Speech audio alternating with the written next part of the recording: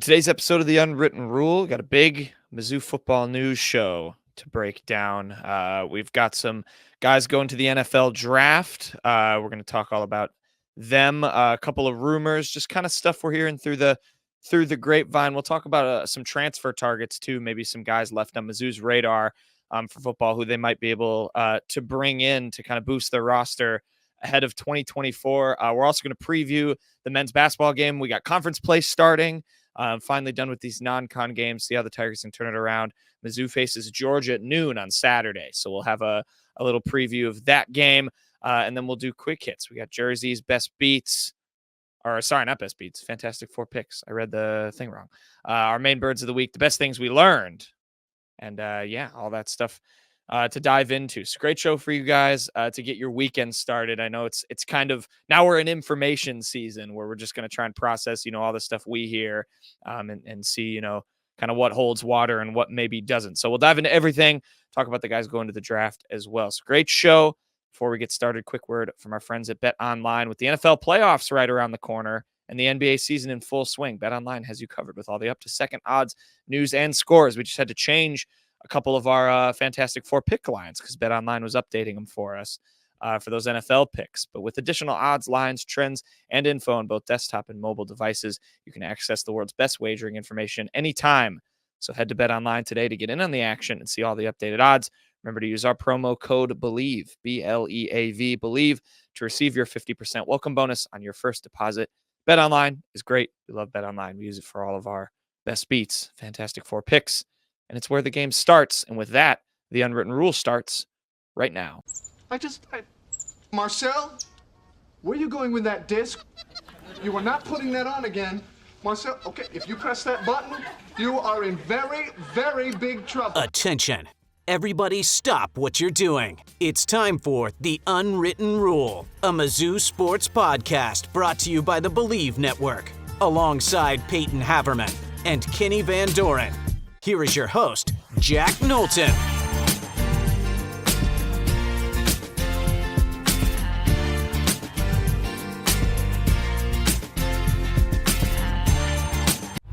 Welcome back to the Unwritten Rule. Today is Friday, January 5th.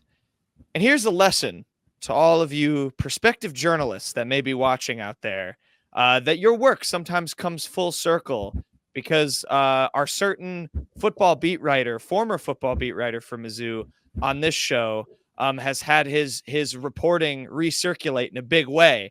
Yes, that's right, Kenny. I'm talking about you because that's where we're starting. We're going to talk about the guys going to the NFL draft. I want to talk about Darius Robinson because Kenny tweeted a photo now what feels like a long time ago after the Gasparilla Bowl, said this could, maybe be Darius Robinson's last hurrah. He comes back, gives an awesome season to Mizzou. Now is leaving, of course, off to the NFL draft.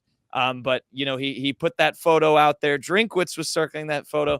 Kenny, you're famous. Your photo's famous for the show, and then also, of course, D-Rob making a much more grander exit than you at least speculated, of course, naturally after that game. But he's the first. We'll dive into all these guys, just tick them off one by one. But I wanted to start with that because Kenny, you're famous.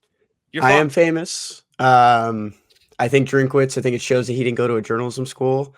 No credit on the photo. That really kind of hurt. We had a good relationship going there at the end of the season. Peyton joked that I should have put a watermark on the photo. Like I thought about putting a big one, like over Drinkwitz's whole body that just says at the Vandalorian. Find me on X. And jokes aside, looking at that photo, the one thing that just really stands out is you look at Darius Robinson. He was a defensive tackle at the time, and then you look at Darius Robinson now, the defensive end. The guy transformed himself in 1 year. We, a little bit of like worries about what the defensive end position was going to look like this season, and D-Rob put that to bed. We talked about Coach Peoples as well and what he's done for that defensive end position.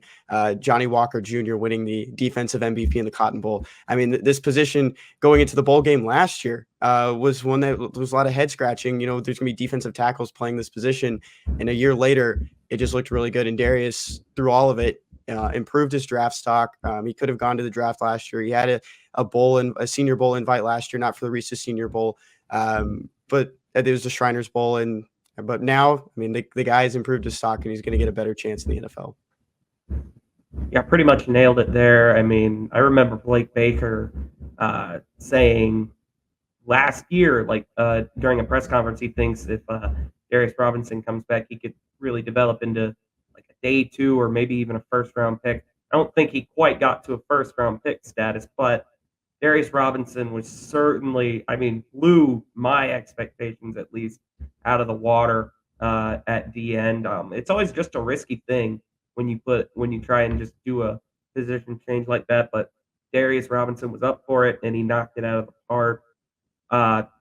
Really, to me, you can make the argument for a lot of guys. If I was to be asked who I thought the defensive MVP was, I would answer Darius Robinson. There were just, I mean, the Kentucky game in particular, he was just a complete monster for a lot of the season. Really, just racked up sack after sack. I believe he had a stretch of about 5-6 weeks in a row where he recorded a sack. Really happy for him. He was personally my favorite non-Luther Burden player on the team this year. He rocked Darius Mizzou on the back of his jersey. Really was just a great tale of development for Mizzou. He came in under Barry Odom, just stayed with it, didn't transfer out, developed into a really good player, and now maybe a day 2 draft pick. I mean, we'll see how he tests and everything, but happy for Darius Robinson.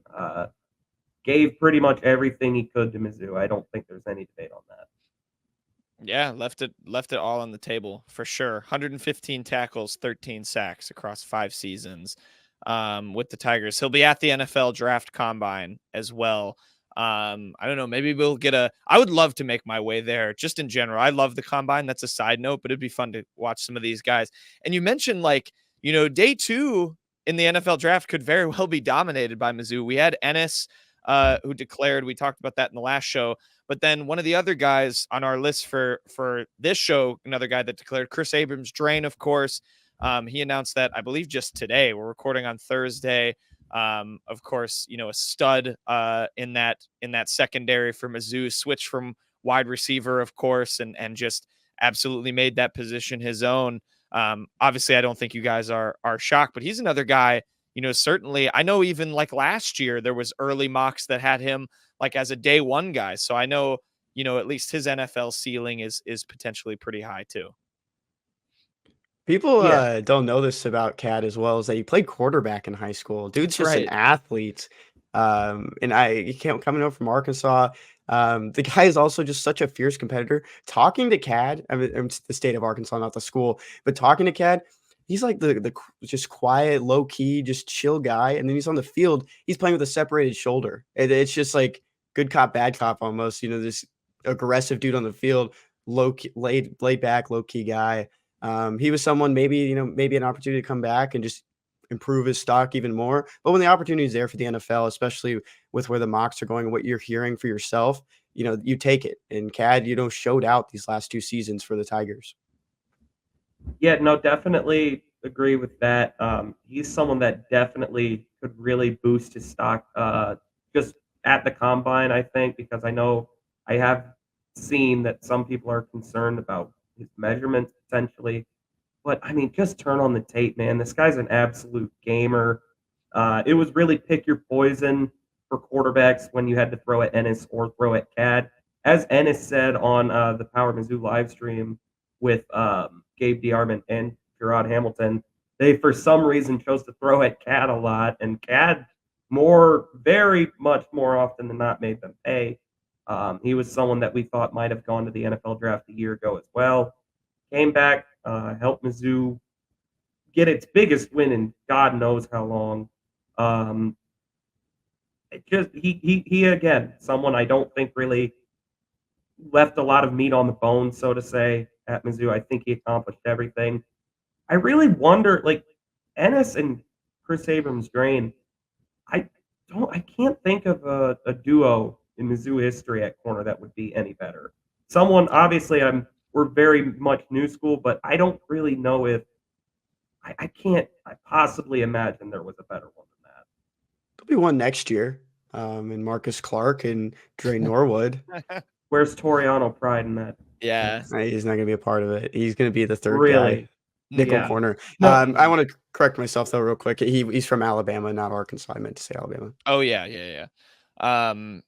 Yeah, I think those are, so you got D-Rob, you got Cad, you got Ennis, all could be day two picks. We will have, in the spring, we'll have we'll have a bunch of draft talk, obviously, and kind of get a better idea, of course, where these guys are going to go. We'll have some experts on who know the NFL draft a bit better than we do to get their take, but definitely something to watch. It's exciting.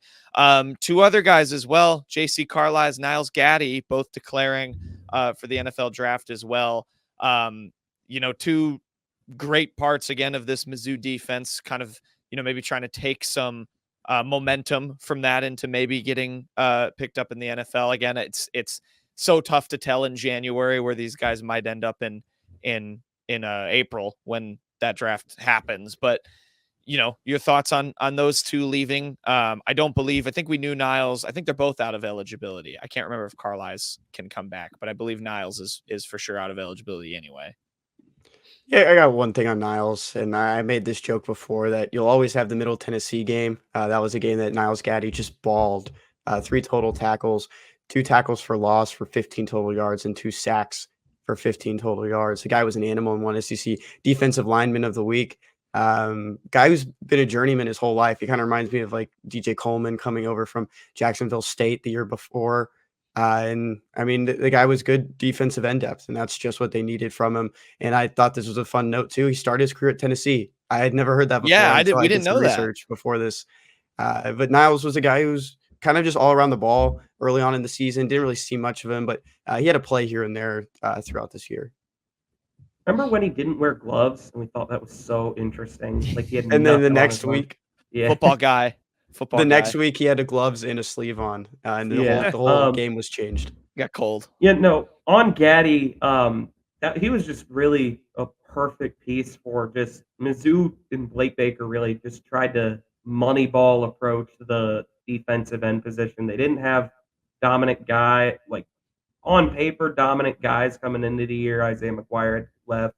DJ Coleman, who really took the job from Trajan Jeffcoat last year, had left. Trajan Jeffcoat, who probably would have been a starter, left. But I mean, Niles Gaddy, he was, like you said, good rotational. It was really a lot of D-Rob, a lot of Johnny Walker taking those top 2, but he'd rotate in with guys like Austin Firestone, Joe Moore, and those guys would be able to step up and make a play a game typically, and that's all they needed to do. So he was a perfect fit. And then JC, gosh, he was like a 3-year starter at this point. Kind of just feels like this was his best shot. He had a rough start to the year. That LSU game in particular was not kind to him. Boy, did he finish strong, though. I thought he was excellent to end the year. The Cotton Bowl, I thought he was really maybe the defensive MVP if you don't give it to Dalen Carnell. I don't think it was Johnny Walker, to be honest with you. But, yeah, good for those two guys. I have no idea what their draft projections look like at all. I believe Niles Gaddy was out of eligibility, so he kind of had to go. Also, as we're recording this, Cody Schrader also declared for the NFL draft. That wasn't. He was out of eligibility too. Yeah. So that wasn't really a surprise, but we've sang Cody Schrader's praises to death. Yeah. I don't think we have much more to add. I'll throw a take in on that. But Peyton, you said, Carlisle, the way he finished the season. That's he put a stamp on it with the Cotton Bowl. He had 11 tackles and eight of them were solo tackles, which was the most he's had in a game this year. And then obviously had the forced fumble at the end. What a way to finish it out. And yeah, he does have another year of eligibility, so he could have come back, which would have obviously been pretty huge. But I think you're right. It was he capitalizing on a window. And the solo tackle thing, that was his biggest concern for a lot of his career, was that he was a great ball hawk, coverage safety, but he struggled to tackle. But he was excellent in the Cotton Bowl. I do remember he missed one, but it was on Travion Henderson, dude. If there are very few safeties one-on-one, I remember it was 15 yards downfield that are going to very easily bring down Travion Henderson. So yeah, I think JC really improved a lot over the course of the year. Excited to see where he lands. Yeah.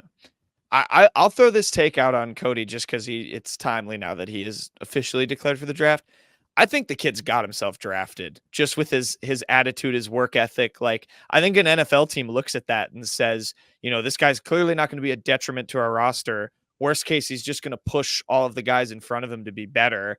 Maybe that's like leaning a little bit too much on cliche and hope, but I think the guy got himself drafted because obviously he had the numbers as last year, but just like, his mentality and work ethic, we'll see. And again, maybe we'll get a better read on it as like, it goes on. But I'm sure, like, Chiefs fans, they would love to have Cody Schrader just as like a depth, down on the depth chart running back. That would be a great continuation of his story.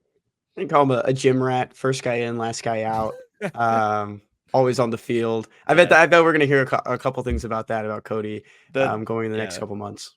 The cliche intangibles, no doubt. But good for him. We'll see what kind of happens with that. So we'll going forward as the draft gets closer, we've got a couple draft guys. Max is one for sure from PFF that we'll have, and another friend of ours, Jacob Infante, an OG member guest of this show. Will probably come on and we'll get like their takes on where those Mizzou guys might stand close to the draft. But obviously, best of luck to all of them. Let's do some speculation stuff, gents, because we're already in that territory. There is no off season anymore.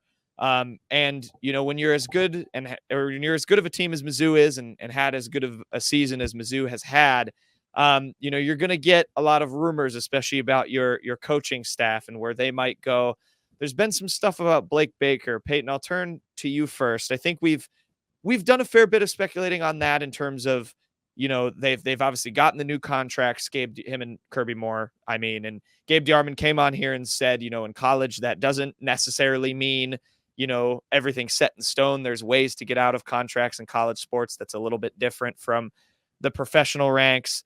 But Peyton, what's been the news with Mr. Baker and a certain team down south that had a struggle bus of a defense, let's just say, in 2020? Yeah, Blake Baker is leaving. That's what's happening. He's leaving. I'm kidding. He's not leaving yet, but this was kind of the big fear. The LSU job, it's kind of been assumed it would be open for a few months now. And it did open. LSU paid $5.2 million to completely clean out their defensive staff just yesterday. And Blake Baker, this comes from Brandon Marcello.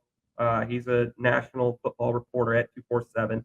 He tweeted that Blake Baker has emerged as a leading target for the defensive coordinator job at LSU. You'd never, ever, ever want to see national guys tweeting stuff like that because they don't tweet that for no reason. Doesn't mean he's gone per se, but it does mean that LSU is definitely interested. The thing that's interesting, they did get those extensions done with Kirby Moore and Blake Baker. So maybe that is able to the buyout. We don't know the contract deals for Baker and Moore. We won't know that until next week because campus is closed right now at Mizzou, so that none of that can come out yet. But the agents obviously know, so they can talk to LSU about that. Maybe it prices LSU out, maybe not.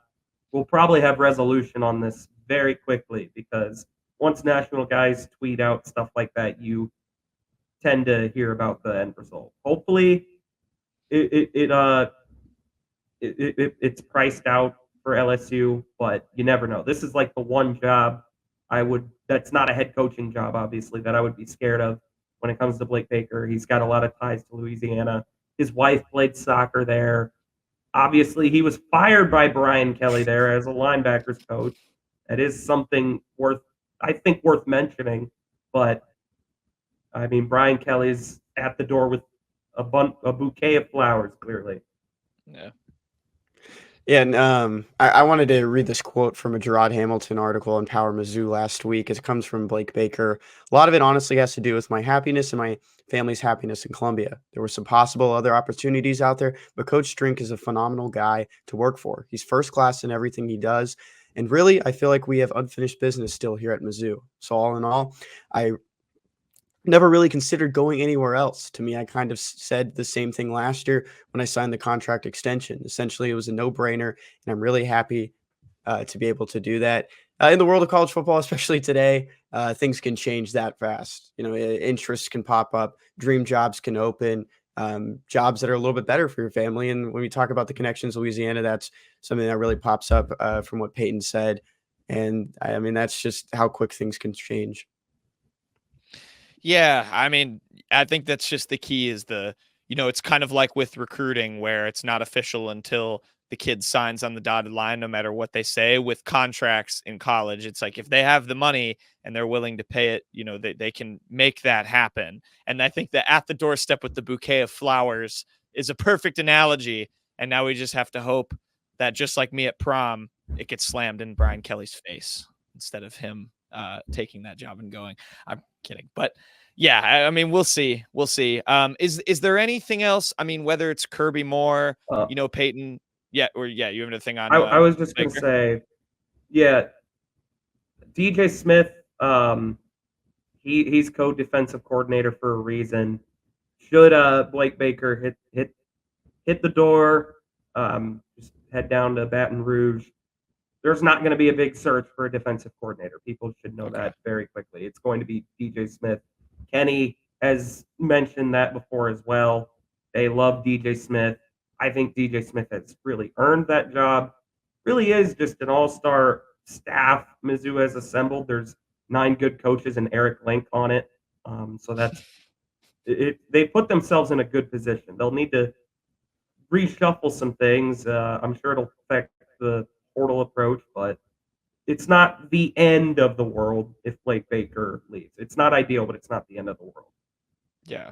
Is there any other, whether it's Kirby Moore or somebody else, like any jobs you see open that should maybe be on, Mizzou fans' radar? Like, this could maybe be attractive to one of the other excellent coaches and or Eric Link. I mean, if I was a school that had an OC opening, my first call would go right to Jacob Peeler, and my second call would go to Curtis Looper. But for whatever reason, those 2 guys cannot land OC jobs. Hey, man, we'll keep them. Good. We'll keep Jacob Peeler and Curtis Looper. I don't know why those teams are not falling over themselves to hire those 2 guys, but I wouldn't expect Kirby Moore. There's not really another job I could see Kirby Moore taking right now.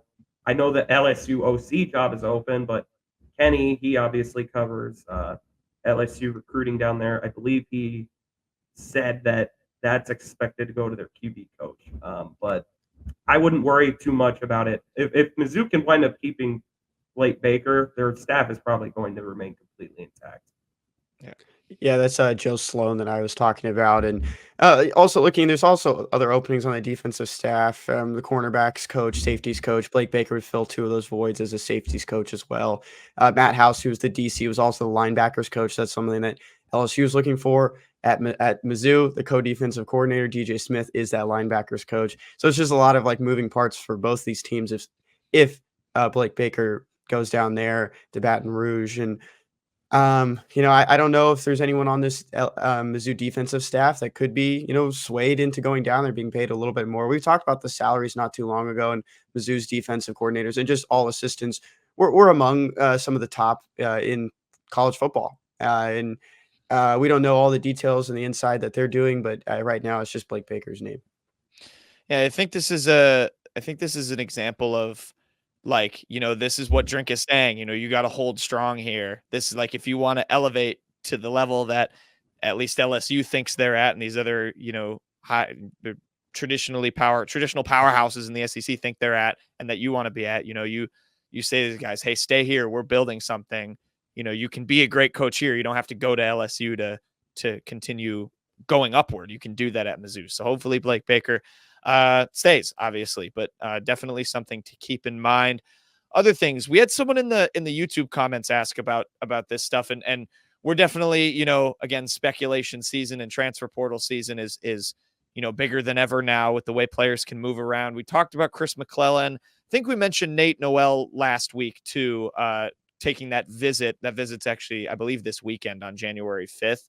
But I want to run, just because people have been asking, I want to run through, maybe some of the other guys, whether it's, confirmed Mizzou visitors or not. Maybe just some of the guys that you two like in the portal, that maybe Mizzou could target. I'll first run through this though. We have an article, shout out Rock M Nation. We love the work they do. They have a transfer tracker, and a couple of guys on it that I don't think we've talked about yet. Derek Graham, the Troy offensive lineman, he's visiting Mizzou on January 6th. You have Nick Scorton. He's visiting Mizzou on January 5th. He is a Purdue defensive lineman, the top-ranked edge in the portal, actually. And then Nate Noel is, of course, as well, is coming to visit. So, I don't know if you guys know anything about those two, but even just maybe some names that are in the portal now, that Mizzou fans should maybe keep an eye on, or that you would love maybe in an ideal world to wind up in Columbia, whether it's super realistic or not. Well, Quinshawn Judkins just entered the portal. I'd love for Mizzou to take a look at him. But actual takes on this, Nick Scrouton, I'm not sure he's going to make his visit here, because he visited A&M. He picked up a crystal ball to A&M from Steve Wiltfong just yesterday. And this morning, Matt Elko, of course, the new head coach there, tweeted his bat signal. So that may already be a done deal. That would have been Mike Elko. That would have been an all-world pickup for Mizzou. I mean, he led the Big Ten in sacks. I don't know if you know this, but the Big Ten prides itself on defense. So that would have been an out-of-this-world pickup, but it doesn't look likely at this point. Graham, I know he has another visit to Ohio State.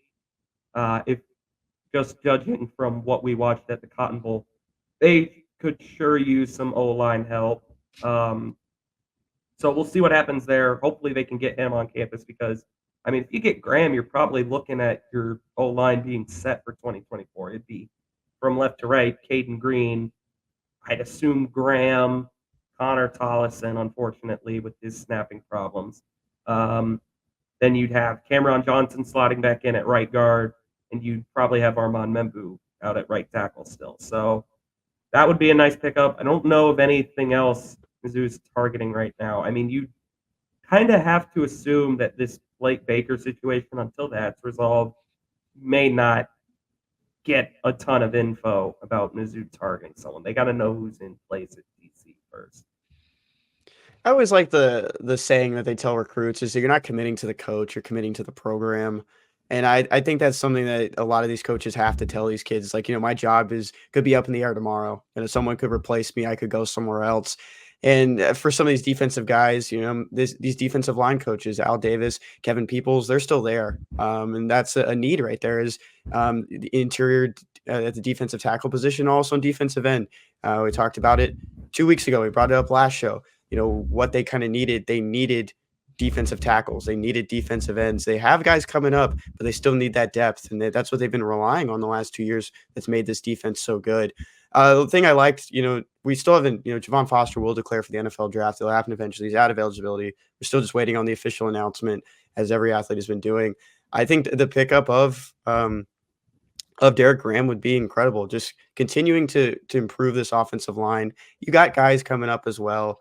And at the same time, you just want to be able to continue to attack the future and take advantage of what looks like an easy schedule next season. Yeah, agreed. I think they've done a pretty steady job so far. So maybe that's something we'll do in the post Baker saga ending, is if we get some more news down the pipeline, we'll make our own maybe unwritten transfer tracker to keep track of. And just in terms of who Mizzou's offered, there were two more names actually from the Rock M article that I don't think I mentioned. Cassius Howell, he's a linebacker from the Fighting Connor Basilaks at Bowling Green. And then Caden Woolard, who I believe is originally from Kansas City. He is a defensive lineman from Miami of Ohio. So a couple MAC guys maybe could come in. Mizzou, I think, has offered both of those two guys.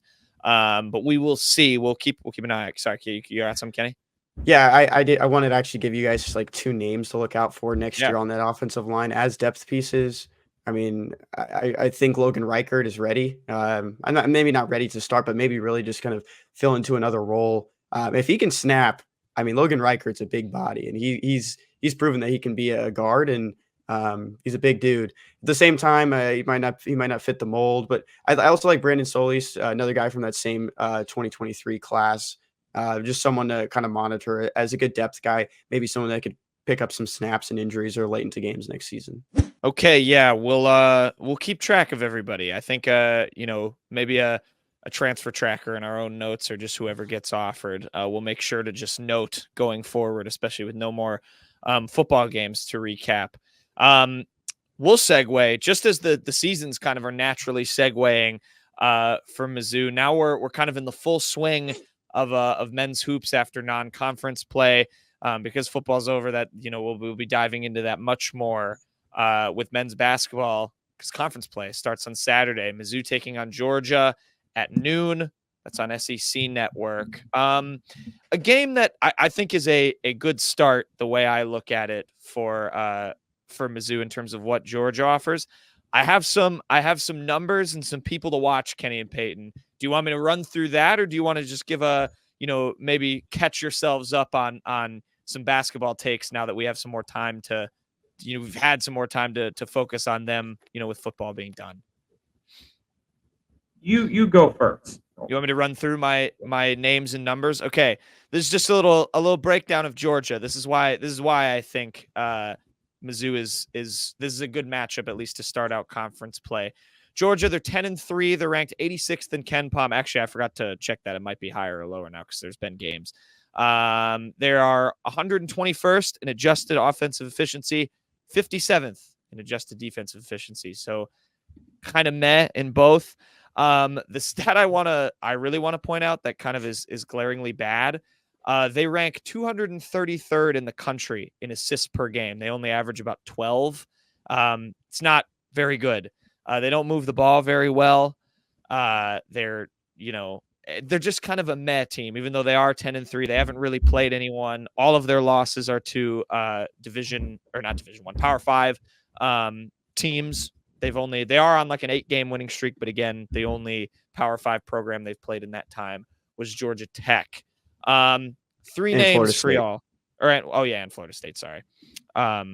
Which again, you're forgiven for confusing those two at this point. It was a 2-point win also over Florida State. Three names for you guys to watch, I think, from this Georgia team. Jabari Abdur-Rahim, he's their leading scorer. He averages about 13 points a game, shoots 42.6% from three on about 5 attempts per game. So the guy can shoot it. Another name, this one might be a little familiar to Mizzou fans, RJ Melendez. Who you might remember was on Illinois last year. Yeah. Scored 0 points in Mizzou's blowout win over the Fighting Illini. He's averaging 9 points or about 10 points, 5 rebounds. He's a 6'7" guard. I just kind of point him out because a little bit of a weird matchup, I think, potentially for Mizzou's defenders. And then this one, I think, will piss Peyton off the most.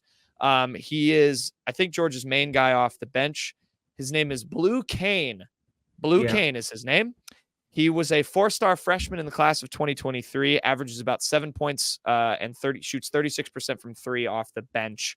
He's also just a tall, scrawny white kid with a man bun, and his name is Blue Kane. And I think that is the epitome of who Peyton likes to root for. He scored 18 points in Georgia's last game in a win over Alabama A&M off the bench. So that's just kind of a glimpse. I don't think people know who that much about Georgia's because, again, they're kind of meh. But your thoughts on my just spiel of numbers and names and what you're thinking about Mizzou and their chances to open conference play with a W. It sounds like Georgia is a bit of a paper tiger. That 10-3 record, I mean, like you said, not really a ton of good high majors in there. Their best win is probably Wake Forest at this point in the second game of the year. Not an overwhelming opponent at all. I know Mike White has put together a good recruiting class for next year, but probably about a year away for now. If you're Mizzou, and hoping to have a sort of turnaround at this point. You gotta have this game at home against Georgia. It's non-negotiable, basically. I mean, yes, I am a little concerned that Florida has a couple. Florida, sorry, Mike White is now Georgia's coach. Georgia has a couple shooters on there. Not really worried about Melendez. He's not good. But yeah, I mean, on the Mizzou side, I'd like to see Tamar Bates continue to kind of be that go-to second scorer to pair along with Sean East. When those two are cooking, it's probably the best chance Mizzou has in a lot of games because they just don't have a lot of guys that can get it going, it seems like. But hopefully they get out of like just start 1-0 in conference play, man. You can't lose to Georgia. Georgia is so not good. 86 in Ken Palm. You want to even make the NIT, you need to win this game. Yeah, it's always felt like an SEC bye game the last 4 years. I know they had Anthony Edwards, number one guy in the country at one point, but Mizzou still won that game. You got to look. This game is usually Mizzou is favored. This is a game where even the tough years of the console era near the end, we still felt like the Tigers could steal this game, could take it. I'm interested to see where the starting five goes moving forward. We are starting to see more of Trent Pierce started another game last time out against Central Arkansas. And it just feels like it's been so long since we've seen the Tigers play. I know this is that kind of the year for college basketball where you don't play during finals as much. You don't play around Christmas time unless you're in a tournament. And the New Year's happens. So it's like almost a week between games. Now we're going to start getting into SEC play, see if this team can do the long haul of the 2 games a week again and really just find that consistency. Noah Carter hasn't been the guy that, he looked like he was turning it around a little bit. The shooting percentage has just been abysmal. You can look at the Google sheet I made. It's just, even no matter the haircut, it's just been a tough stretch for Noah Carter right now. And you guys will talk to Benny soon and ask him, how do you get these guys going? How do you get these guys to turn it around? Yeah, you're right, Kenny, about this kind of period of rooting for this team from and watching them and it feels kind of inconsistent, just as perhaps they have been this year. And I think too, it's good to get off the blocks with a win like this, considering you then have to go on the road against Kentucky in your next SEC game. So that's no easy feat. We know what this team did to Kentucky at home last year. This is a really good Wildcats team. It's kind of strange because the SEC is going to figure out, I think, who it is really quickly because Peyton used the term paper tiger. I think there's a lot of teams in this conference that are like that right now with really, because Mizzou's sitting at 8-5 and they're, technically second from last in the conference with Vanderbilt and a couple other teams. But I think there's a lot of teams at the top that maybe aren't as good as their record might indicate. I look at a South Carolina. I look at an Ole Miss. I certainly look at a Georgia. And then there's some teams kind of down that are 9-4, 8-5, even 10-3 Tennessee, you could say, that are, I think, a lot better than their record is showing. So I think you get off the block well, you go to Lexington, play how you did against Kansas, show some fight in that game. It's all about, I think it's about how you start. This team needs to win a lot of games in conference play now. It's set itself up for, what's going to have to be a resounding conference performance if it wants to make the tournament. So we'll see. Any other takeaways? I think you're spot on with the Trent Pierce thing, Kenny. It's you got to find a consistent starting lineup, and I think just go with it, right? For sure. And I think we brought it up a little bit after the Central Arkansas game. You said Jack and I didn't get to watch it, but Peyton gave us a great recap. Still a lot of guys getting out there. And of course it was a blowout. But getting into the SEC play, it's another thing I want to see. Who are going to be the primary guys coming off the bench? I just don't. Maybe they'll do it a little bit more, getting 6 guys off.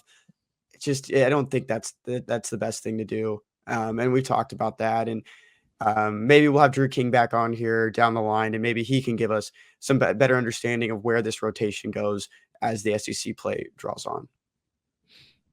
Yeah, we'll see. I'm looking at the SEC standings right now. It's just so weird. This league is going to figure itself out, year. It is a bad year. All these teams at the top, like the number one, number two teams in the SEC right now are Ole Miss, South Carolina. I don't like either of those teams. I think those are both matchups Mizzou can win. Very fake teams. Yeah. So it's just weird. And so I think, again, you start out strong, you go 2-1 in this 3-game stretch to open conference play. I think you're in a good spot where you're then going down to Tuscaloosa to play, again, a team I think is a lot better than their record shows, but we'll see. So again, at home are the Mizzou Tigers. Start SEC play January 6th on Saturday, 12 p.m. SEC Network. Tigers face Georgia. We'll see. Maybe Anthony Edwards. I was going to say he could come back, but it's not in Athens. But send the video. Maybe bring Reed Nico back. Mizzou legend, one of the greatest plays ever. But yeah, we'll see how it goes for men's hoops. We'll keep everyone updated in the transfer portal for football. Good Mizzou segment, boys. Let's segue. We'll finish the show off with quick hits. Psych! Y'all thought we were going to finish recording and not talk about Theo Wease coming back. Truthfully, we did finish recording, and then Theo Wease decided to announce he was coming back. So being the great Mizzou coverage people that we are, we hopped back on. Kenny and I did, at least. Peyton's not real enough to do it. I'm just kidding. He's working. I won't be mean. But Kenny and I came back on because we have that. We just had some news that dropped, so we're just going to run through it. And that is the headline, Kenny, because Theo Wease is declaring for one more year, as he said in the video, which, if anyone was fooled by that, when the football team tweets out the video, the guy's not going to the draft. I'm just going to explain it like that. That's how it works. But that's the big news. Theo Wease is coming back, which means Mizzou is reloading its entire wide receiver core from this season, which is a very exciting prospect for the Tigers. And already, the expectations are sky high with the schedule, with what they did this year. But yeah, dude, nice to see Mr. Wease returning back for one more season. I'm excited. It did feel inevitable. We know football players like to troll us, especially younger football players that aren't out of college and mostly out of high school. Theo posted to X today the peace sign, and everyone's like, oh my gosh, he's gone. And as you mentioned, if the team is posting it with eyeball emojis, he's not leaving. And I had to reply with the GIF. If you see it on our X account, I did do the GIFs. Like, they had us in the first half, not gonna lie, because it was funny. I mean, that was the perfect time to use it. I bet a lot of people were kind of thinking that one, but it all kind of made sense. There was a lot of buzz around it too, if you're following a lot of those reporters and what they had to say about Theo. And looking back after the bowl game, Luther said Theo's coming back. At the Arkansas game on the live, Theo was like, I'm coming back.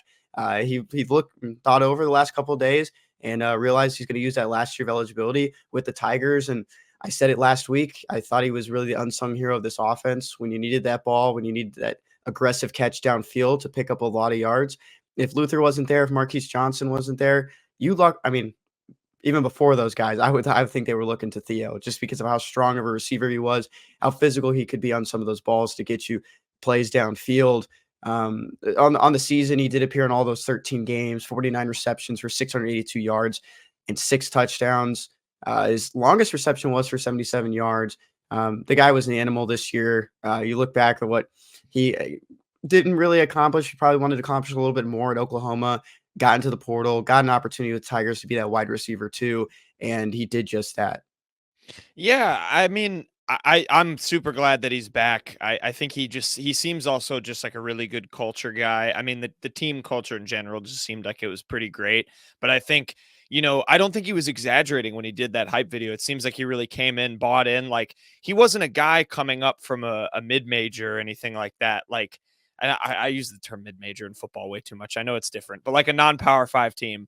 Like, he was coming from Oklahoma, a program that, Mizzou fans think a certain way of Oklahoma, but it's a good program. So, he knows what it's like to be in a competitive locker room and a good locker, and like really seemed like he understood that something special was going on and realized that I think he can continue to contribute to something special that goes on here next season. It also, like you said, it seems inevitable. Like, it didn't seem like if he had played a full another year and put up the same kind of numbers, I don't think his draft stock was getting hurt necessarily by that. I don't know how high it really would have been if he chose to leave and chose to go test the waters. So I think he's only helping, you know, a lot of these guys, it's like, well, you come back, risk injury, whatever. I think for him, it's kind of a case of you're only really helping your draft stock if you're choosing to come back. So, yeah, super exciting news. And I mean, it's just like you, me and Peyton were texting and just like, you know, I mean, this receiving core is insanely deep. I know you guys like you were fans of like Mekhi Miller, guys like Daniel Blood. It feels bad. Like we're kind of shocked some of them are still there. Maybe that's just the Jacob Peeler effect, but like these are 3-4-star recruits that are like wide receivers 6 and 7 on the depth chart right now. For sure. I mean, you look at what Theo said in that video too, just scratching the surface of this offensive potential, blew us out of the water. What the expectations were, especially for Brady Cook and Cody Schrader. And I mean, all the wide receivers really came together. Mookie Cooper was there when you needed him. I mean, those three guys, Mookie, Luther, and Theo, all coming back. And then you talk about the depth. Even guys coming in that weren't here last year, Courtney Crutchfield, James Madison. Those are guys that will probably see some early run, you know, maybe something on special teams late into those games early on, kind of get their feet wet, get them ready. But man, there's so many options here, so much depth. And, you know, maybe there is someone, maybe you jump ship down the line. But I mean, too much depth is never an issue. Yeah, exactly. So, you know, yeah, I mean, Jacob Peeler, Peyton said it when we were talking about the coaches. I don't know how that dude hasn't gotten picked up an offensive coordinator program. I mean, don't pick him up. Don't worry about it. But yeah, big news for Theo Wease. He is coming back for the next season. So the Tigers will have their entire receiving core back. So, you know, he was second on the team behind Luther in every category for receiving last year. So now to have that, you know, to be able to reciprocate Luther's production with Theo again is going to be huge for the Tigers. Other news, we had Realist George declare for the NFL draft. And actually, Kenny, I'll turn to this because I mentioned our friend Jacob Infante, who's been on the show before. He gave draft projections since, of course, we stopped recording previously of pretty much everybody except for Realist George. He doesn't know where Realist George is going to be right now. Do you want me to run through the list, or do you want to give your take on Mr. George first? Go for it, but I'll let people know that maybe are new to us and don't know Jacob Infante. He went to Mizzou, was going to go for journalism, switched paths, but he still does a bunch of NFL draft coverage for SB Nation. So if you guys don't know him, he's a big figure on Twitter, a little bit of a goofball too. So if you know him, it's probably because of that, but big guy on Twitter if you need any draft coverage, and he'll be back soon to talk with us. He balances NSFW tweets with great draft coverage. That's the best way I can describe it. But he does know what he's talking about. He's got connections, and he's been doing this for a long time. So he doesn't know yet where Realist George is going to go. Cody Schrader, he gave a round 6 projection. Niles Gaddy, undrafted. Infante said he'd consider him a round 7 possibility. Kris Abrams-Draine, he's saying most of the projections have him round 3. He has him round 2. JC Carlies around round 7. Ennis Rakestraw, Jacob has him round 3. Most people have him around 2 is what he said. And then Darius Robinson round 3. So just like we kind of said, a lot of day 2 people in there. And then you can just add Realist George to the list. I mean, hopefully all these guys get drafted, but it's nice to have so many names like, you know, going out there that, and like all of them, you know, it's at least like maybe like, I don't think there's anyone that's entered that I'm like, you know, I guess most of them, it's granted, like they're out of eligibility, so they don't really have another choice, but I'm not like, they're definitely not going to get drafted. Like it's at least maybe an end of round 7 at worst for a lot of these guys.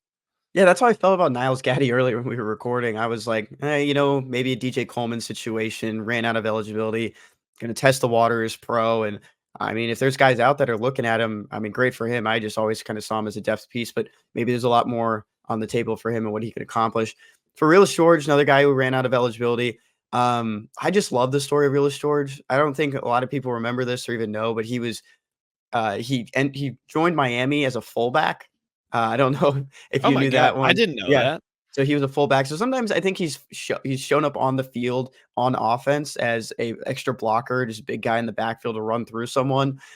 He was a part of that Rhino package that they had last year where they would put a lot of defensive tackles and just stuff the line if it was 4th and inches, 3rd and inches. He was a part of all that stuff. Shown flashes as a defensive tackle. Real, you know, cool guy too. I mean, a character in his own right. I think Jack, you were trying to help him start a podcast. Former future podcast host, Realist George. Yeah, not too long ago. Realist George was looking to do a podcast when everyone else was. I mean, he's been all over the place, and we've seen really good flashes from Real George. Sometimes we just haven't seen him at all, but props to him to see if he can make it at the next level.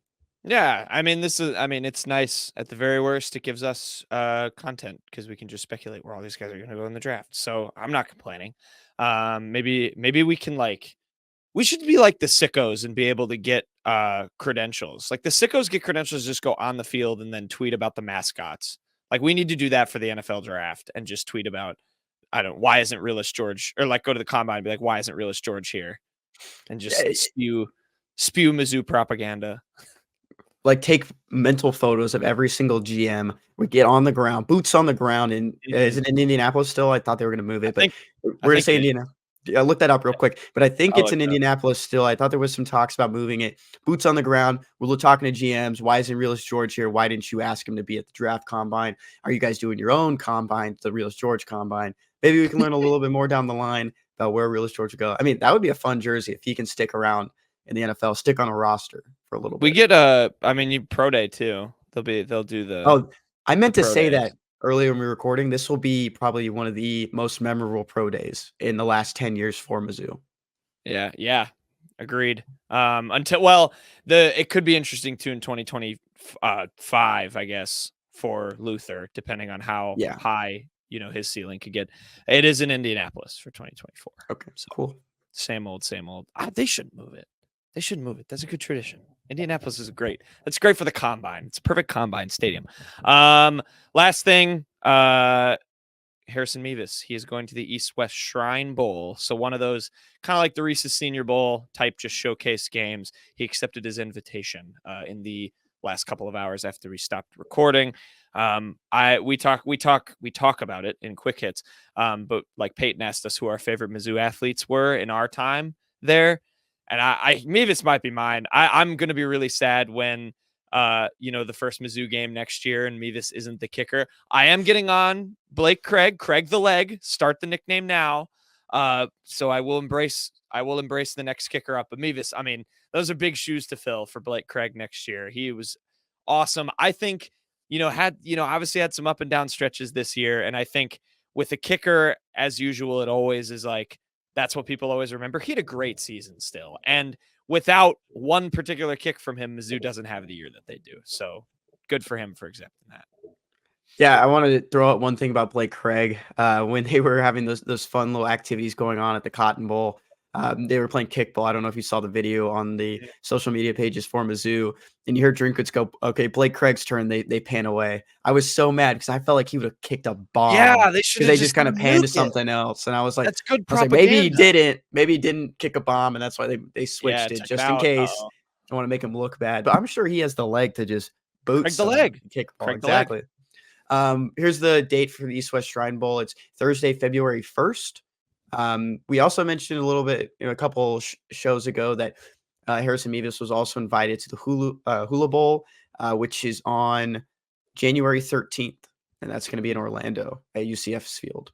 Where's the East-West Shrine Bowl again? East-West Shrine Bowl is at the Ford Center, which is the Star in Frisco, Texas. And that's where the Cowboys practice.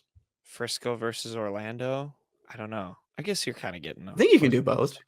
You probably can. So he still has an invitation pending. So maybe he'll do that too. I don't know. Yeah, it's him with the draft. It's going to be interesting because of the kickoffs. He wasn't great at those. And you, especially when you're more of like a power kicker, you need to be good at the kickoffs, get kicked out of the end zone. But we'll see. Yeah, it's for those kickoff statistics. If anyone was wondering, the average kickoff is coming from your own 35-yard line was 62.7 yards this past season. He only had one kickoff last year, and that's because of Sean Ketting, the former Mizzou punter, was handling those duties. So this was his first year officially doing it. He only had one in his first 3 years, and it was in 2022. Took 79 attempts in 13 games this year. Yeah, and so that doesn't help when you haven't been kicking kickoffs your whole college career. But I'm not. Hey, I wish the best for Harrison Mevis. Hopefully he can, break Justin Tucker's record. What is it, like 67 or something? Is it really that high? I think it was against the Lions.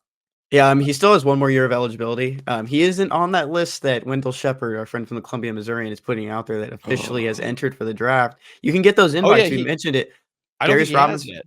yeah, Darius Robinson was getting those invites. I mean, Javon Foster got, some buzz last year, didn't officially enter, and we're still waiting on Javon to say officially has entered.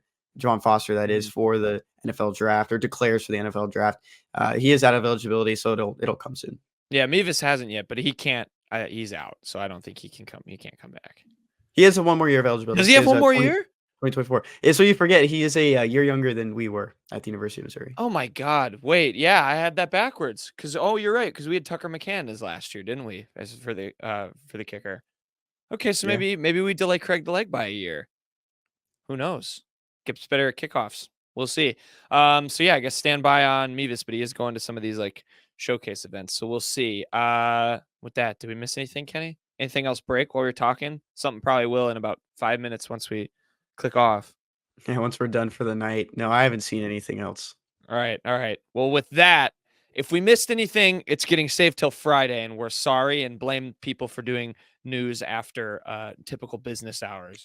I'll mention one thing. Okay. So I mean, we've been saying he hasn't officially entered. If he's accepting these, then I think you are officially declaring the draft. Yeah. Does it forego Because you can't. your- Yeah, I think you're foregoing. So, I mean, he's accepting them. He just hasn't made a graphic. I don't know if he will make a graphic. That's what Connor Vanover got in trouble with that for basketball, because Connor Yeah. Vanover did like a showcase thing and then came back to school, so he had to. That's why he missed the 3 games. I don't know if that's how it works for football, but yeah, I think he's gone. Yeah, it looks like he's gone. He just needs to post this thing. SEC Network did post something saying thicker kicker put a chain around him today and said Harrison Mevis, Mizzou football legend. That felt like a tribute post. Yeah, that feels like a. All right, can someone just make an official post so we can just officially say this and not try to confuse anyone? Let's DM him. Yeah, we'll make it. DM him and say, hey, when you're declaring for the draft, let us make your post. It's really all right. poor. Yeah, I'll do it in Canva. All right. Yeah, if there's any other news, we will discuss on a Friday. So we're sorry if it breaks before. I don't know what it would be, but yeah, with that, now we will get you over to quick hits.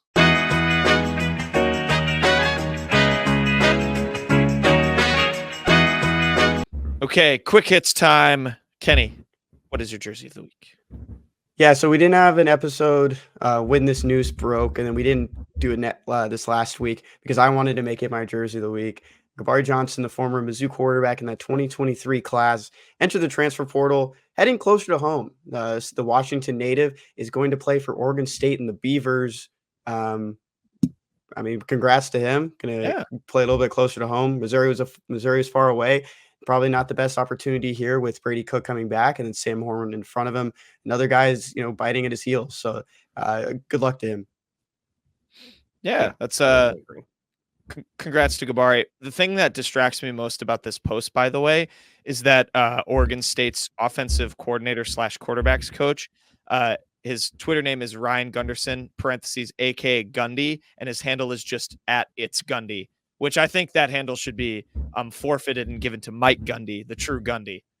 But Mike Gundy hates Twitter, so fair enough. My jersey of the week, true son, gunslinger, Blaine Gabbert is starting this weekend for the Chiefs with the Chiefs seed locked in. Blaine Gabbert will be getting the start against the Chargers. Love Blaine. Kenny's got his jersey. Blaine, it's super cool. Like looking back at some of the photos of him, he saved somebody's life. Kenny's running to go get the jersey. Oh yeah, he did. That football he saved somebody's life. That said, I don't have high hopes for the start. I mean, he is going against. There's the Blaine. Go to the YouTube. It's subscribe pretty. To the YouTube. I forgot to say that. Those jerseys are real pretty. I like Mizzou's jerseys now, but those are gorgeous. I don't think it's gonna go well for Blaine though. Yeah, well, I will see. Easton Stick. He can't get outplayed by Easton Stick. Is it Easton Stick? Is it somebody else? It's Easton Stick. It is Easton Stick. Yeah, he can't get outplayed by Easton Stick. My jersey of the week, staying in the Mizzou realm, we're going to the NBA. My jersey of the week's Kobe Brown. He is 24 years old. His birthday is actually on New Year's Day. I didn't even realize that. Bad Kobe Brown fan. But yeah, happy birthday to Kobe. He got the one of my favorite things is just when the NBA tweets like join us in wishing and then tags whatever player a whatever birthday, and it's like the random role players that pop up, and they just get a million likes because people just like to do that for a meme. So we got that, just a nice like PNG of him at the Clippers media day. But yeah, happy birthday to Kobe Brown. I have an update on his stats, by the way. He's now played 22 games for the Clippers, averaging 2.5 points, 1.6 rebounds, and on December 29th in his, I don't think it's the most recent game, but his like second most recent game, he had 7 points and 4 rebounds in 15 minutes. So getting some run. His career high is 7 points. He's gotten that like 5 times. He's got to get in the double digit mark. Kobe. But Happy now that he's birthday. maybe older, yeah, happy birthday. Keep More going mature. on. Is he all of our favorite Mizzou player? Like all of our favorite Mizzou athletes from our time when we were there? From No. 2019 to 2023 for reference for people. He's Like mine. one that made it to the pros, or No, just one in general. in He's my general? favorite personally. Evan It's Yerkes either- is pretty chill. It's either Like him or him. who'd you say? Evan Yerkes. Evan Yerkes. He said Evan Yerkes. Nothing wrong with Evan That's a deep cut. Yerkes. Can you tell me what Evan Yerkes is doing right now? Probably working at a financial firm. We could probably get him on the show. Let's find him. Probably could. Mine's either him or Mevis. Probably Peyton. Who's your I don't know actual Mevis. answer, Kenny? I don't know. That's a good question. I'll bring it back Ronnie? on the next episode. Oh yeah, okay. Oh, it'll be Ronnie. Yeah, he is from the show. Jordan Clarkson, I want to talk about just former Mizzou guys, true sons in the NBA. You know what? I don't like you, Jordan Clarkson. The Jazz broke my beat. They did not let me hit my beat, and he was a part of it. He scored 20 points against the Mavericks. The Mavericks were -4. They lost by 37 points. So thank you there, Jordan Clarkson. 40, Also, 41 points. but shout out Jordan Clarkson. Jordan Clarkson dropped 36 points on Wednesday night against the Pistons, 11 for 20. Okay, 6 well. rebounds, 3 assists. What was it? The broadcaster? It was Jazz Pistons, and the intro to it was "The stars are out tonight." Let's calm down. Jordan Clarkson's the only star. You're right. All right, fantastic 4 picks, Kenny. Where's everyone stand? What are the records? Jack, I got to give it to you. You are making a comeback right now. We're going to do these into the NFL playoffs just because of how close the race is at the moment. But Peyton, you are still in first place at 38, 26, and 4. I'm 2 games behind you at 36, 28, and 4. And Jack, you are 34, 30, and 4. Of 500. The more I think about it, we probably don't even need the ties on there because no matter what, all the ties are going to be the same. But 2 games separating me from Jack and Peyton. So good job there, guys. Let's have a good run into the playoffs. Yeah. First game on the docket. This one's a playoff game. Whoever wins this one's making the playoffs. Texans are favored by -1.5 on the road against the Colts. Clean sweep for the Texans. Yeah, I feel like every time we've had the Colts, I've just been like, I'm not picking the Colts. They might win, but I feel like I've never picked them all year, so I'm not going to change now. Kenny, I love your Texans have been one of the best stories in the league this year, so I hope to make the playoffs. I'll give the Colts props. They've been a lot better than I expected. Shane Steichen has done a good job there, especially with the backup QB. I picked against the Colts a lot. It often doesn't work, but I don't know, man. Please put CJ Stroud in the postseason and not Gardner Minshew. Minshew. The year of the backup, though. That's true. Could be his time. Second game on the docket. I did this one just for Peyton. Bears' final game of the season. Bears at Packers. Packers are favored by 3 points. I have no reason why. I think we can all agree the Bears are playing better football. We can say that. Yeah. We've seen that. Yeah, Peyton, do you want the Bears to win this game? Yeah, very bad. I don't give a damn about the draft pick. Like, there's no point. They get as high as 8 at this point. If they lose, they can get 13 at worst. It's not that bad. I'd love to knock the Packers out of the playoffs. This is your guys' worst gimmick, though, is picking the Bears in the Bears-Packers game. They haven't beaten the Packers since 2018. They're not going to do it here. Packers. I do have more than a reason to pick the Bears here, other than the gimmick. It's because, and we'll get to the next game on the docket, but I need the Packers to lose for my team to make the playoffs. So I would like to ride with the Bears for that. All right. Okay. I'll take the Third game on the docket. Jack, Seahawks favored by 3 points on the road against the Cardinals. We have a clean sweep here for the Seahawks. Cardinals playing better football, especially against bird teams. I don't like this at all. Hopefully the Cardinals have a nice little come down game. I got my Christmas gift on. It's Mr. DK Metcalf and Tyler Lockett on the Step Brothers sweater. I don't know. I just like I've gone through the ups and downs of this season. I just would like to be rewarded with a playoff appearance, even though the Seahawks will lose in the first round. But we'll see what happens. Go Hawks. Jonathan Gannon, Coach of the Year? No. Give me the Seahawks here very easy. All right, last game on the docket. This one could be fun. There's a lot of things that could go wrong or go right for the Bills before this game. The Bills could know that they either win this game, they're in the playoffs, or lose it and they're out, or they're fighting for the 6 seed or the 3 seed. I think it's if certain things go, they're either the 2 seed or out of the playoffs. Out of the playoffs, exactly. So right now the Dolphins are locked into a playoff spot. The Bills are favored by 3 points on the road in Miami. Jack, you're taking the Dolphins. Peyton and I are taking the Bills. I'm going to let Peyton go first. The Bills are playing real good football, man. Josh Allen has been weird during this win streak they're on, but talent-wise, I mean, this is a Super Bowl team. Even with Von Miller absolutely no showing the entire year. I think this is maybe the best team outside of the Ravens in the AFC. I can't fathom the fact that they could walk out of Sunday out of the playoffs. I just can't accept that. So I'm going to go with the Bills. I'm doing this for parity. Kenny mentioned the records. I have to try and claw my way back in somehow. Kenny and I have the same picks for the other 3 games. For some reason, I decided to let this be my swing game. I've kind of rocked with the Finns all year. I lost a lot of faith after what the Ravens did to them. I really don't think they're a Super Bowl team anymore. I agree with everything Peyton said. That said, as a loyal member of Two and On, give me the Finns to knock the Bills out of the playoffs. Why not? I still like the Dolphins, but I mean, obviously, if the Bills go to the playoffs, I'll still root for them. 2 home games in Buffalo for the playoffs would be awesome if they could get that 2 seed. Yeah, like Kenny said, this is just a fun game. I'm just excited to watch, see what happens. You got to take Kenny? Nothing?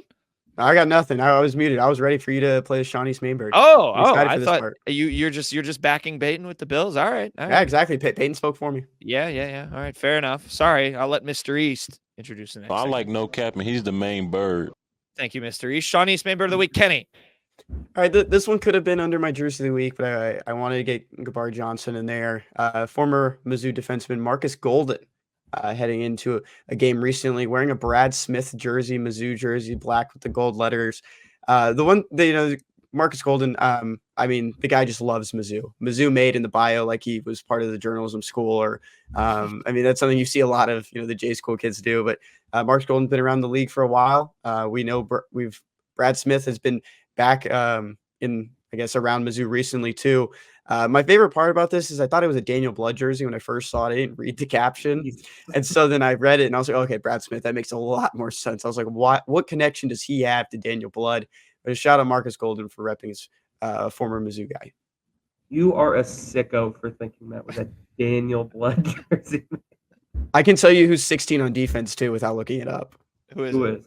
Brayshawn Littlejohn. So another freshman. Which I want him. He needs to get run because he'll be on the all-name team. And if he can be like Alabama had like Kool-Aid McKinstry, we should get Littlejohn. Okay. Peyton. What? Drew Lock. That's what. Drew Lock is my main bird of the week. Of course, the Seahawks backup quarterback.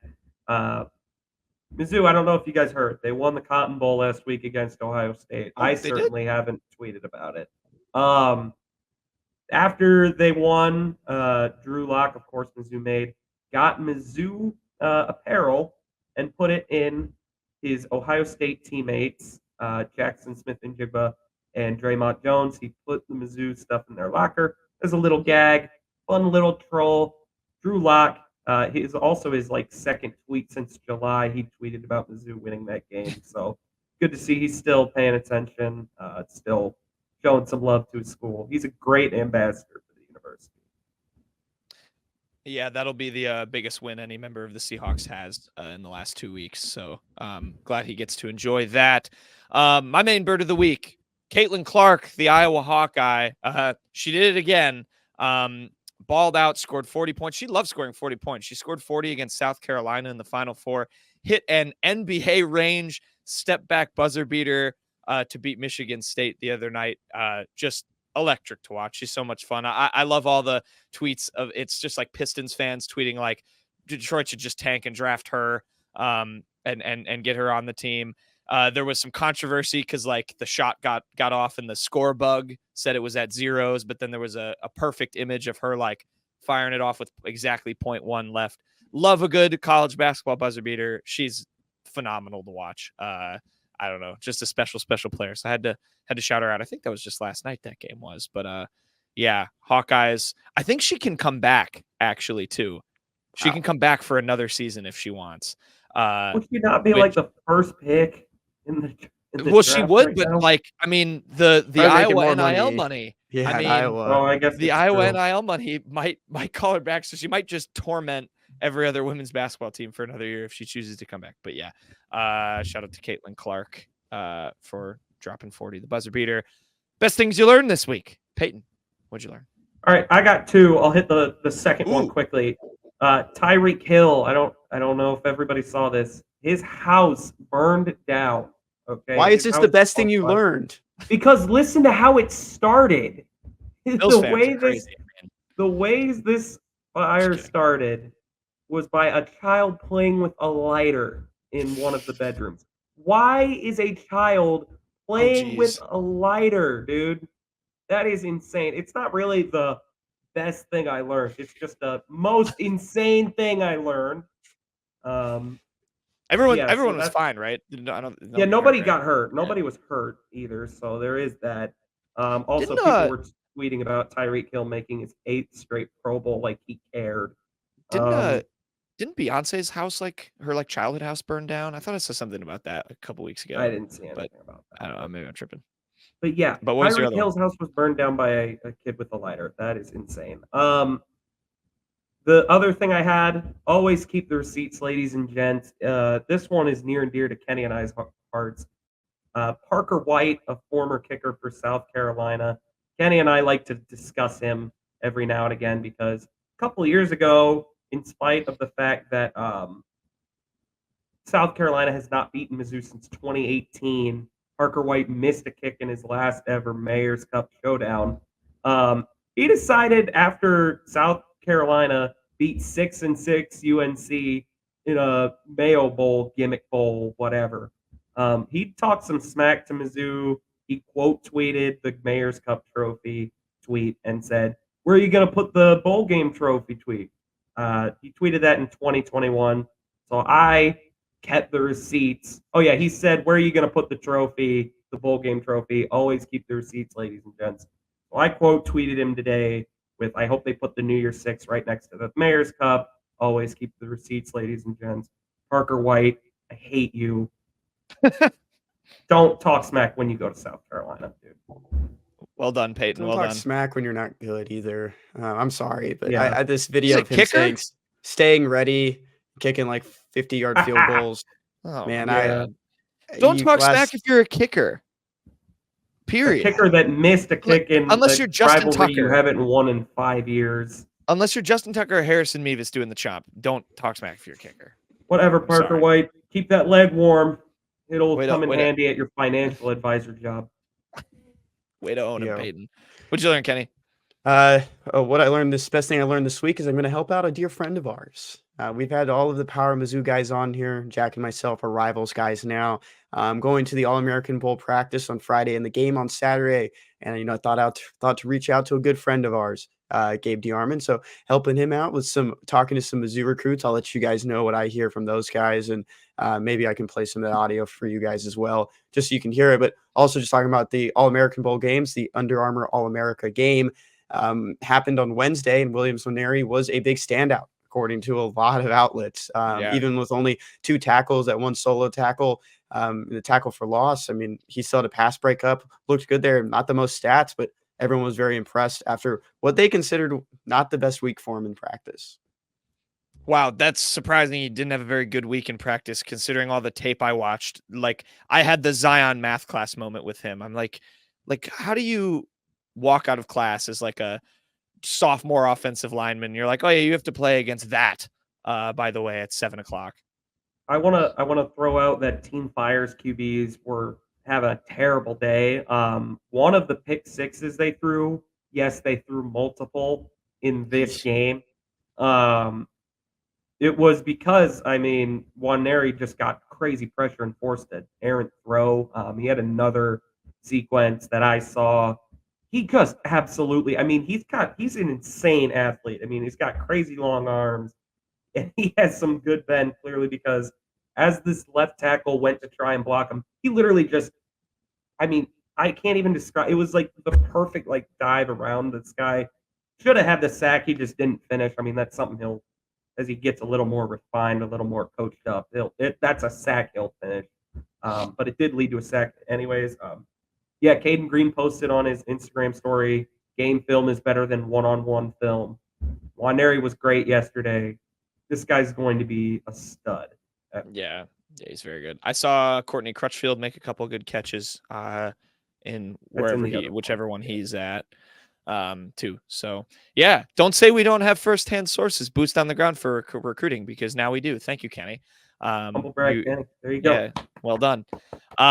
He's gone big time on us. He's getting his photos posted by Drink with no credit. Now he's interviewing recruits. Look at you, Kenny.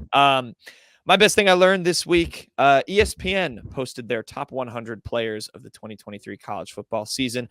Mizzou, 4 representatives on the list. I will run through. We did tweet these. Javon Foster was 76th, Kris Abrams-Draine 48, Cody Schrader 16, and Luther Burden 15. So all, I think, fairly deserving members. You can go to our Twitter. I screen grabbed all of the little blurbs the ESPN analysts said about them. They did say I think they did say under Kris Abrams-Draine, or no, they said Javon Foster, Mel Kiper. They talked about him for his draft stock. He's like the 13th offensive tackle on his big board or something. But he's shout out to those on his big board. Oh, top 10 at tackle. Sorry, yeah, not giving him enough credit. But yeah, shout out to those 4. Were you guys surprised Brady Cook not on there? Or not really. Not really. No. All right. He just had such a good year. He did have a good year. I'm disappointed, but we'll get Brett Norfleet on there by his senior season, no doubt, and Hollywood, the two of them. Okay. Good show, everyone. Guys, this comes from the Today Show, our favorite TV series. What did the trees say when spring finally arrived? I don't know. What did the tree say? What a relief. Get it? Yeah. Leaves. Oh, make a tree and leaves. Relief. No, relief. And relief. Relief. Oh, yeah. like leaves. Don't ever mute me again. I don't think you're quite getting the joke, though. All right. We'll end the show. Everyone just calm down. We didn't let the tempers flare too badly in this show. Kenny was showing even good sportsmanship on the best beats, which I think we're going to lose once the playoff starts, or once the playoffs start. But yeah, good show. Good show, boys. We'll come back on Monday. We're going to talk to Benny on Friday, so we'll have that Monday show. We'll get maybe his outlook on SEC play.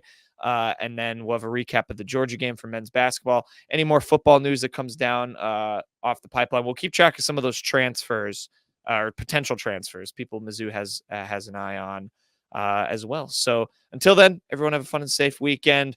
Hopefully everyone's cured off the bowl game hangover by now. It has been a week. So yeah, great season for Mizzou football. We'll have all the off-season news. Hopefully Blake Baker doesn't leave. With that, this has been the Unwritten Rule presented by Bet Online. We'll see you guys on Monday.